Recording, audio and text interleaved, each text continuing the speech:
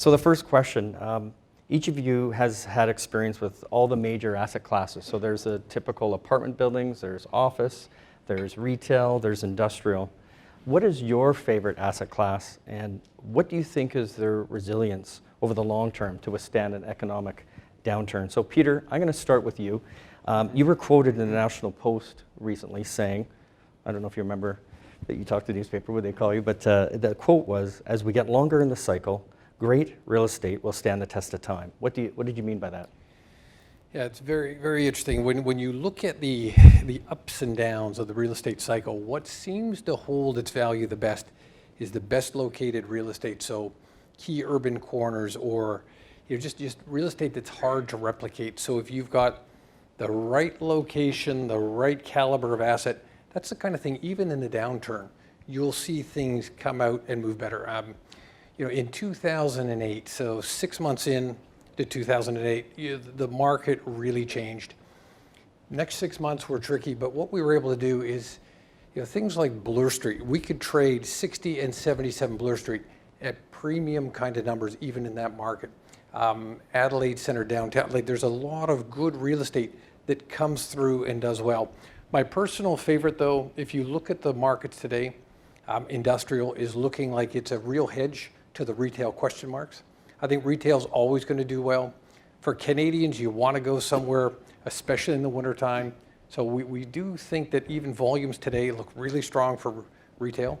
So industrial, you can look for some real consistency going forward, and that would be my bet.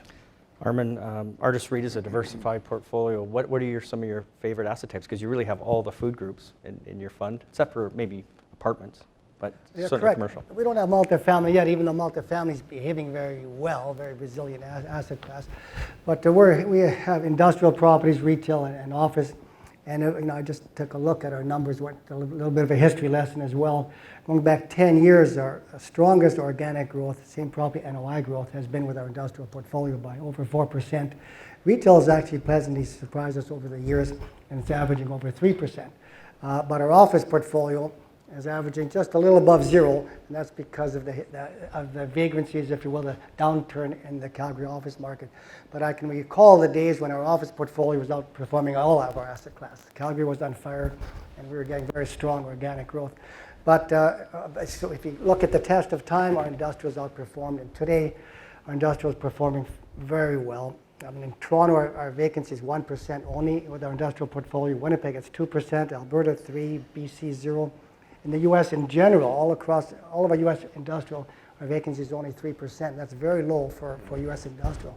And it's got legs. On both sides of the border, we're seeing a lot of activity on the tenant side, and we're sensing a good positive trend line with the rental rates right now. Joe, at KingSett, you had quite a diversified portfolio as well. There must have been a favorite asset type that you liked. Sure. So it really depends on the type of capital you have. Personally, I did a lot of industrial deals and was more involved in industrial than anything else. And industrial is great, but more on a transitional type basis.